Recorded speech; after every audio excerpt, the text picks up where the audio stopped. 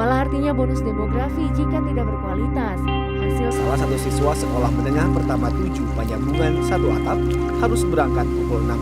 Menurut Anda, bagaimana kondisi pendidikan di sekitar Anda saat Apakah sudah berjalan sesuai dengan hakikat pendidikan itu sendiri? Seharusnya sistem pendidikan seperti apa yang diterapkan?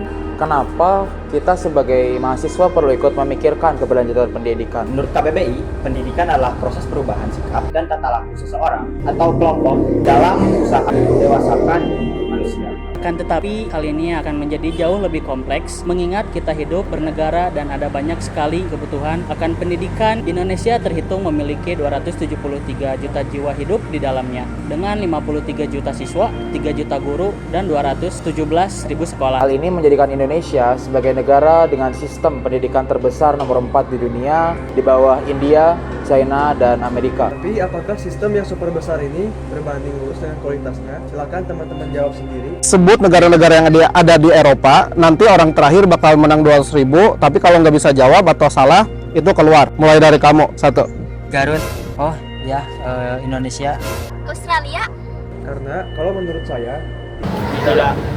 Padahal 20% dari APBN negara Indonesia saat ini atau sebesar 549,5 triliun sudah dianggarkan untuk kebutuhan pendidikan. Tapi kenapa dengan sumber daya sebanyak itu, sistem pendidikan di Indonesia belum juga bisa menyesuaikan dengan kebutuhan? Apakah karena kurikulum pendidikan yang selalu telat diperbarui? atau tidak adanya wadah untuk siswa melatih critical thinking mereka, menjadikan kesiapan pola pikir yang logis dan materialistis belum dimiliki semua orang. Dengan kekurangan-kekurangan yang ada, menurut kalian seperti apa kelanjutan dari sistem pendidikan di Indonesia ini?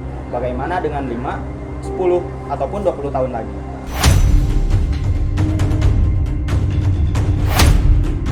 Saya yakin teman-teman sudah sering mendengar istilah Indonesia Emas 2045, tahun yang bertepatan dengan 1 abad kemerdekaan Indonesia. Harapannya Indonesia bisa berganti titel menjadi negara maju sejajar dengan negara-negara raksasa lainnya. Selain itu memang apalagi mendorong untuk menentukan 2045 sebagai waktunya. Ini adalah momen saat terjadinya pertumbuhan ekonomi yang signifikan, disebabkan oleh usia produktif atau anak muda yang lebih banyak. Tapi dengan tanggung jawab, kuantitas sebanyak ini disandingkan dengan sistem pendidikan yang ada. Apakah Indonesia akan benar-benar siap menghadapi 2045 atau justru tahun itu akan menjadi bencana dan kehancuran bagi Indonesia? Hal ini masih memiliki banyak kemungkinan sampai akhirnya semua masyarakat tanpa terkecuali mau bergerak untuk saling menyadarkan. Mahasiswa harus kembali kepada jati dirinya yang asli untuk selalu menjadi pihak yang menjaga rasionalitas dari kenyataan kondisi yang ada.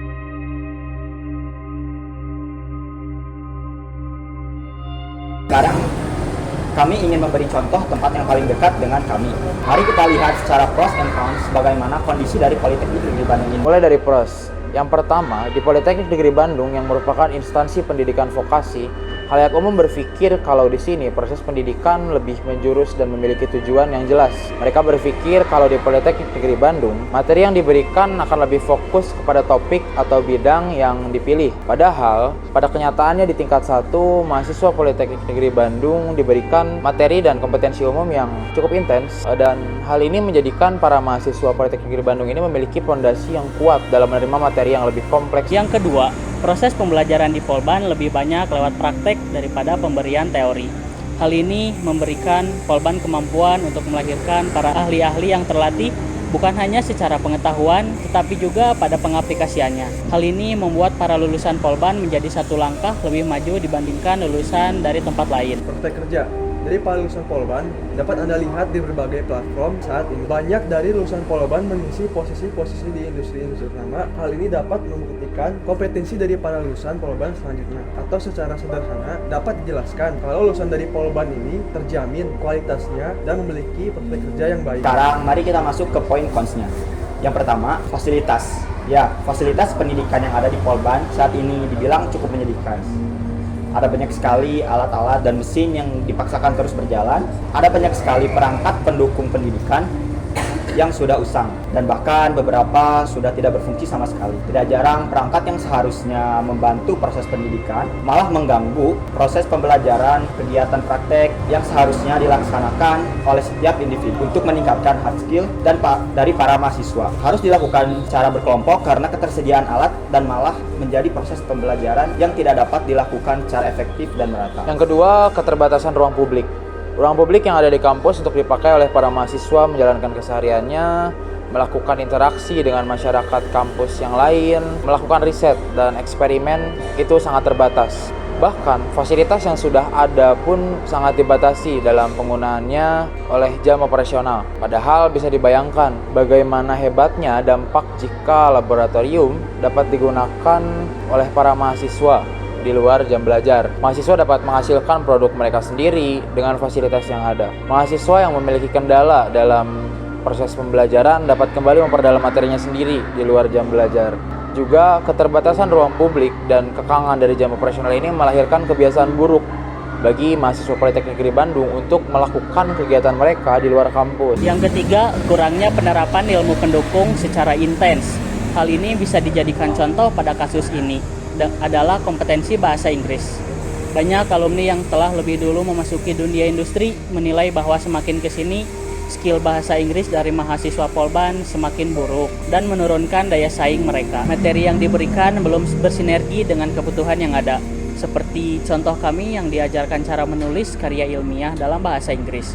Padahal kami lebih butuh kemampuan komunikasi secara langsung dan pengetahuan bahasa Inggris sains. Ada banyak pros dan cons yang lain yang tidak kami bawa. Kami hanya butuh beberapa contoh untuk membuktikan bagaimana kemampuan adaptasi dari instansi pendidikan yang ada di Indonesia. Dan dari apa yang kami sampaikan, seharusnya teman-teman bisa menilai kalau instansi pendidikan ini masih belum bisa mempertimbangkan secara menyeluruh apa yang dibutuhkan dalam proses pendidikan. Mereka masih terpaku kalau untuk belajar hanya perlu ada materi sesuai kurikulum dan satu buah ruang kelas. Dari beberapa poin pros and cons yang tadi saya sampaikan, kami mendengar banyak sekali keluhan terkait hal tersebut. Tetapi sampai sekarang kami masih belum melihat adanya aksi komprehensif mengenai hal ini. Sebetulnya apa yang tadi ingin saya jelaskan adalah di kalangan mahasiswa saat ini kepedulian kepada pendidikan sangatlah tragis. Mahasiswa tidak lagi menjadi entitas yang berperan dalam perubahan dan kontrol sosial. Mahasiswa sudah tidak bisa membuka mata masyarakat tentang bagaimana kondisi saat ini sudah harus diperbaiki. Bagaimana perbaikan bisa ada kalau orang yang merasakan kesalahan tidak mau mempersalahkannya? Bagaimana akan ada perubahan kalau setiap ingin melangkah, kalian lebih dulu pesimis akan hasilnya? Kalau Indonesia akan bertransformasi pada 2045, Polban harus lebih dulu bertransformasi pada 2030 untuk menghasilkan para nahkoda hebat untuk Indonesia emas nanti. Terakhir adalah harapan kami untuk pendidikan Indonesia ke depannya. Kami harap ke depannya anggaran untuk tenaga pendidikan bisa meningkat.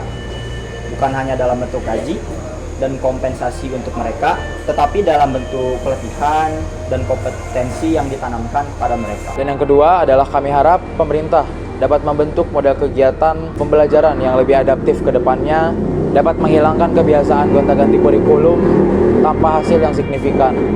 Kami harap penyelarasan kurikulum dapat dilakukan mengikuti perkembangan zaman. Di akhir video ini, kami juga berharap ke depannya pendidikan di Indonesia dapat lebih inklusif dan dapat diikuti oleh semua kalangan dan semua masyarakat tanpa adanya faktor latar belakang yang dapat mempengaruhi. Untuk teman-teman yang saat ini sedang menempuh pendidikan, mari manfaatkan kesempatan yang kita dapat sebaik mungkin. Mari inisiasi perbaikan sekitar kita dan jadi manfaat dengan kesempatan yang kita punya. Mari kita sama-sama bergerak. Mari sama-sama kita perbaiki. Mari bergerak dan berdampak. Mari bergerak dan berdampak. Mari bergerak dan berdampak. Mari bergerak dan berdampak.